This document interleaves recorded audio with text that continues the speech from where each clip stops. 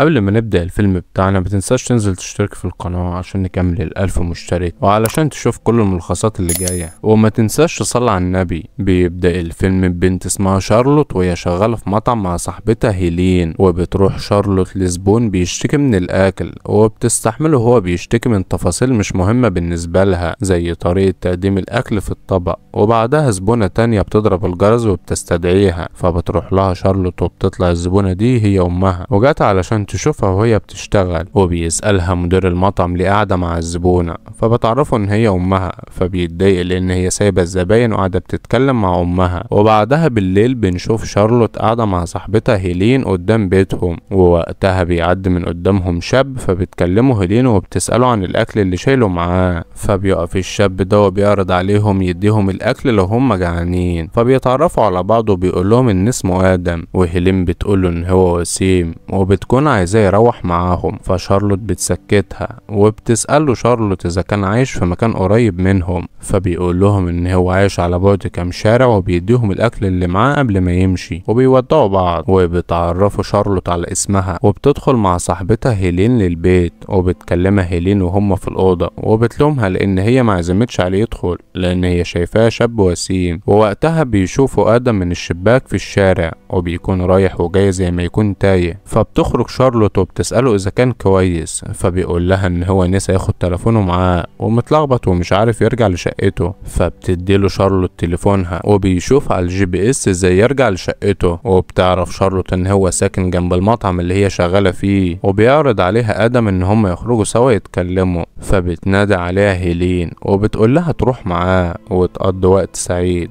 فبتوافق شارلوت وبتخرج معاه، وبيروحوا البار وبيقعدوا يتكلموا ويتعرفوا على بعض. وبيكون ادم لطيف في كلامه معاها، وبتحس شارلوت بشوية انجذاب ناحيته. ولكن لما بيعرض عليها تروح معاه لشقته، بتقوله ان هي مش متعودة تقرب بالشكل ده من حد قبل ما تتعرف عليه كويس. فبيتفهم ادم موقفها، وبيقولها ان هما هيكتفوا بمشروب سوا. وبعدها بياخدها عند جدار، وبيطلب منها تساعده في الرسم على الجدار ده لان دي هوايته. فبتساعده شارلوت وبتمسك الفرشة وبترسم على الجدار، وبتكون مبسوطة وهي بتعمل كده، وبتبص معاها على الرسمة. وبيقول ادم انه للاسف كل حاجة ليها نهاية. فبتسأله شارلوت ليه بيقول كده، فبيقول لها لان الليلة دي هتنتهي ومش هيكونوا سوا بعد كده. وساعتها بتقول شارلوت ان في ايدهم يخلوا الليلة دي ما تكونش النهاية، وبتوافق تروح معاه لشقته. وبياخدها ادم للمبنى السكن اللي هو ساكن فيه، وبتكون جارة ادم سيتسي نازلة على السلم، وبتعرفه ان هو نسى باب شقته مفتوح. فبيشكرها ادم وبيتمنى لها ليلة سعيدة. وبيطلع ادم مع شارلوت لشقته، وبيدخلوا وبتشوف شارلوت بيته وبتتكلم معاه، وبتتعرف على شغله كرسام. وبعدها بيشغل ادم موسيقى وبدأوا يرقصوا سوا. وبتقوله شارلوت ان بقالها 5 سنين ما دخلتش في علاقة جادة مع اي حد، ومش سهل عليها تدخل في علاقة مع حد لانها بتخاف من الفراق. وبيقضوا الليلة دي سوا. وتاني يوم بتصحى شارلوت وبتلاقي ان ادم صحى، فبتتصل بامها وبتطمنها عليها، وبتأكد عليها امها تحضر العشاء الليلة دي في البيت.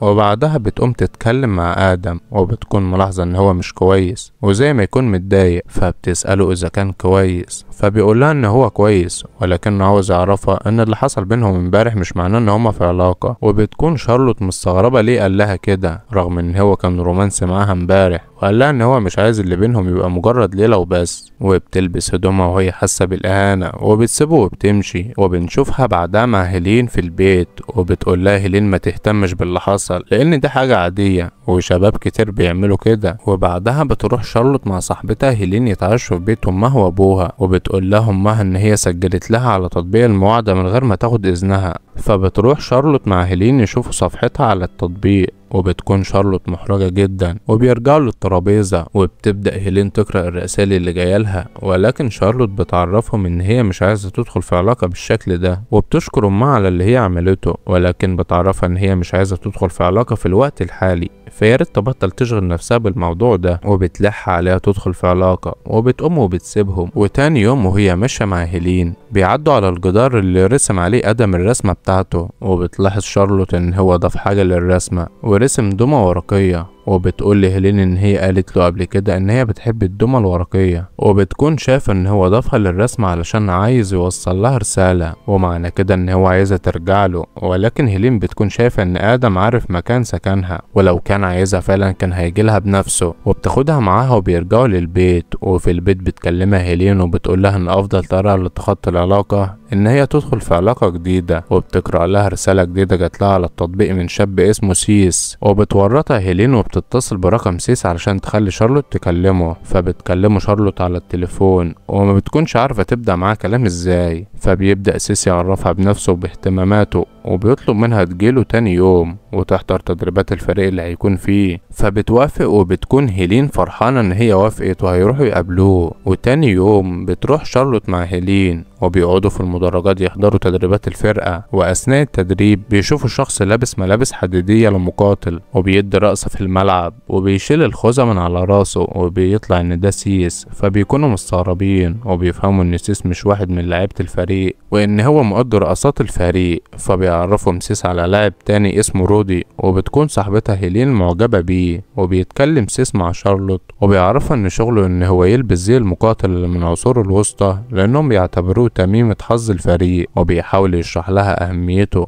وبيطلب منها ما تضحكش على كلامه. وطبعا شارلوت ما بتقدرش وبتضحك، وبتسأله ليه بعت لها رسالة التعارف على التطبيق. فبيقولها ان هو شايفها جميلة وعايز فرصة علشان يبدأ يخش في علاقة سوا. فبتتحداها شارلوت ان هي تقدر تغلبه في سباق في الملعب. فبيقوم سيس وبيتسابقوا سوا وبيكونوا هما الاتنين فرحانين. وبعدها شارلوت بتاخد هيلين وبيمشوا. وتاني يوم الصبح بتتفاجئ شارلوت لما بتعرف ان هيلين جابت رودي صاحب سيس للبيت. وبتتفاجئ اكتر لما بتقولها هيلين ان رودي عرض عليها انها تتنقل للسكن معاه وان هي وافقت. وفي اليوم ده بتشتغل شارلوت في المطعم كالعادة، ولكن ما بتكونش صاحبتها هيلين معاها لان هي قدمت استقالتها. وبترجع شارلوت للبيت وبتلاقي اخوها تشاكي هناك، وبتكلمها هيلين وبتقولها ان هي خلاص قررت تتنقل للسكن مع رودي وان هي هتنقل حاجاتها النهاردة، وعلشان كده اخوها تشاكي يسكن معاها بدلها بأمر من امهم. فشارلوت بتكون متضايقة ان هيلين خدت قرار ان هي هتسيبها وتسكن مع رودي بالسرعة دي، خاصة لان مكان سكن رودي بعيد ومعنى كده ان هما مش هيكونوا صحاب وعلاقتهم هتتقطع. وبتكون زعلانة جدا، فبتوعدها هيلين ان هي هتكون صاحبتها دايما وبتحضنها. وبعد اللي حصل ده بتكون شارلوت شغالة في المطعم وحاسة ان هي بقت وحيدة. وفي نهاية اليوم هما بيخلصوا الشغل وبينضفوا الترابيزات، بتدخل للمطعم ست سيجارة ادم وبتعرفها ان هي كانت بتدور عليها، وبتسلمها رسالة كتبها لها ادم وطلب منها توصلها لها. وبتكون شارلوت مستغربة، ولكن بتفتح الرسالة وبتقرأ الكلام اللي كتبه ادم ليها واللي بيعبر لها فيه عن ان هو ندمان، وبيأكد لها ان الليلة اللي قضوها سوا كانت مهمة جدا بالنسبة له، لان هو الاول مرة ما كانش خايف من الموت. ولكن تاني يوم الصبح ادرك ان هو ما عندوش وقت كافي علشان يعيش معاها في الحياة، لان هو مريض وعلى وشك الموت، وده اللي خلاه يحس بالحزن، وعلشان كده ما كانش عايز يرتبط بيها. وبعدها شارلوت بتروح للمستشفى وبتوصل للأوضة اللي فيها ادم وبيكون مريض وعلى سريره، وبتقعد شارلوت جنبه وبتسأله ليه خبى عنها. فبيقولها ان هو كان خايف تهرب منه او تفضل معاه بدافع الشفقة، وبيعرفها ان هو عمل عملية جراحية والأطباء أزالوا جزء من الورم. فبتتأثر شارلوت من كلامه، ولكن آدم بيطلب منها تهدى وما تقلقش عليه. وبتمسك شارلوت ايده وبتقوله ان هي كانت واخدة على خاطرها منه ولسه كانت عايزة تهزقه بشكل لطيف. ولكن في الوقت ده بيتعب آدم فجأة والممرضة بتيجي وبتطلع شارلوت برا الأوضة. وبعدها في الليلة دي بتكون شارلوت معاه في الأوضة وبينادى عليها آدم، فبتصحى من نومها وبيقول لها آدم ان هو مش هيقدر يرسم بعد كده. فبتنام شارلوت جنبه وبتحضنه علشان تهون عليه. وتاني يوم بتيجي صاحبتها هيلين تزورهم في المستشفى، وبتصحي شارلوت آدم علشان يسلم عليها. وبعدها بتطلع شارلوت مع هيلين وبتوصلها لبره، وبتاخد شارلوت بالها من الخاتم اللي في ايد هيلين، وبتعرف ان رودي اتقدم لها. وهيلين بتقول لها ان هي مش لازم تضحي وتفضل مع آدم،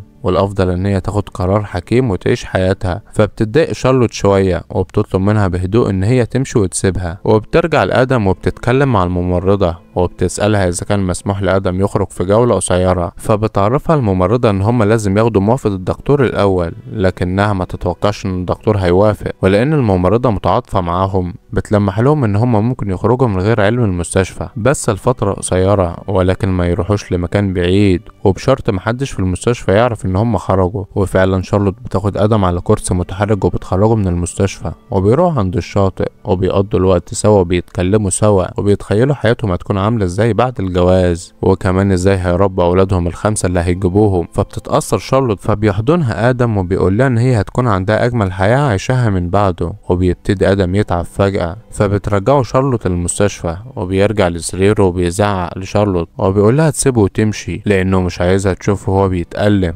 وبعدها الممرضة بتوبخ شارلوت لان هي زودتها وخدت آدم لمكان بعيد رغم تحذيرها، وبتعرفها ان آدم كان بيتألم طول الوقت ده، ولكنه كان بيخبي لحد ما زاد وما قدرش يستحمل. وفي الليلة دي بنشوف شارلوت مع آدم نايمة جنبه على السرير، وده لان هما مش قادرين يبعدوا عن بعض. وبعد ايام بنشوف شارلوت وهي بتحرك آدم على الكرسي في ممر المستشفى وبتحاول تفتح معاه كلام وتسليه، ولكن آدم بيزعق لها فجأة وبيقول لها تبطل كلام وتسمعه، وبيطلب منها تاخده من المستشفى ويطلعوا يعملوا رحلة سوا في البحر. فشارلوت بتقوله ان ده مش ممكن يحصل، فبيترجاها وبيقولها ان هو مش عاوز يموت في المستشفى وان امنيته الاخيرة يعمل معاها رحلة في البحر. وبتكون شارلوت مترددة لان الموضوع ده هيكون صعب، وبترجع لبيتها وبتتكلم مع اخوها تشاكي، فبيعرفها ان هو اضطر يقول لابوهم وامهم باللي هي بتعمله في المستشفى مع آدم. وبتتصل شارلوت بابوها بيكلمها وبيقولها ان هو عارف اللي هي بتعمله وما بيكونش عاوز يضغط عليها، ولكن بيطلب منها تاخد بالها من نفسها، وبيقول لها ان هو واثق في قرارها وهيحول لها فلوس على حسابها.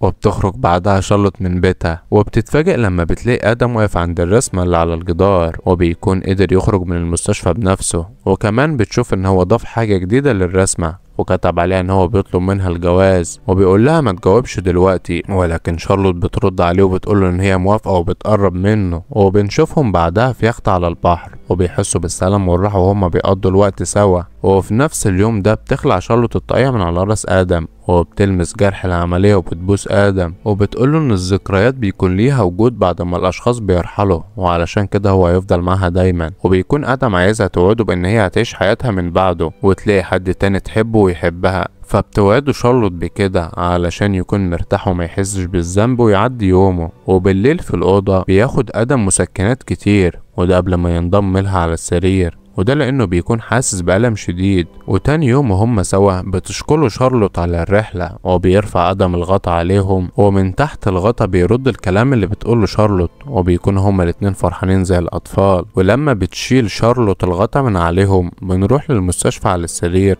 وبنعرف ان رحلتهم خلاص خلصت ورجع آدم للمستشفى. وبعد فترة بنشوف الرسمة اللي على الجدار والعمال بيتخلصوا منها، وبنروح في الوقت ده لشارلوت وبتكون نايمة في بيتها على الكنبة وما بتتحركش، وبيدخل ابوها وبيكلمها علشان يطمن عليها لان هي بقالها كذا يوم ما بتقومش من مكانها. فبتعتذر له شارلوت وبتقوله ان هي عايزه تكون لوحدها، وبعدها امها هي كمان بتكلمها وبتقول لها ان اللي عملته مع آدم كان شيء جميل. فبتعيط شارلوت وبتقول لها ان هي عايزه تكون لوحدها لان هي مش قادره تتخطى موته ومحتاجه الوقت الكافي. وبعد ايام بتيجي صاحبتها هيلين وبتكون عايزاها تقوم ويرجعوا يعملوا الحاجات اللي كانوا بيعملوها سوا، فبتقوم شارلوت معاها وبتبتدي تاكل، وبتحاول هيلين تحمسها علشان يخرجوا، خصوصا لان فرحها على رودا هيكون تاني يوم وهي عايزاها تحضره، وبتتأسف لها على اللي هي قالته لها قبل كده في المستشفى، وده لما قالت لها تبعد عن آدم. فبتسكتها شارلوت وبتقول لها ان هي متفهمه ومفيش داعي توضح موقفها، وبتوعدها ان هي هتيجي فرحها زي ما هي عايزه. وتاني يوم بتخرج شارلوت من البيت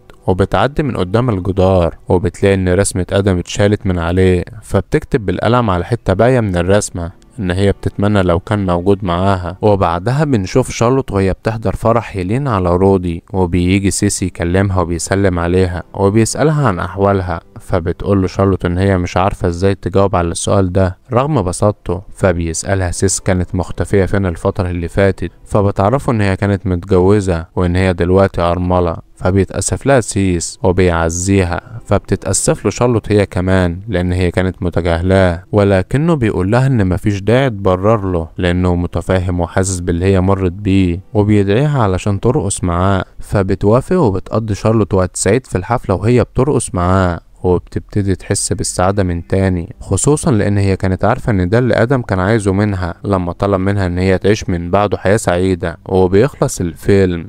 لو عجبك الفيلم ما تنساش تعمل لايك للفيديو وتنزل دلوقتي تشترك في القناة علشان نكمل ال1000 مشترك، وما تنساش تصلي على النبي. سلام.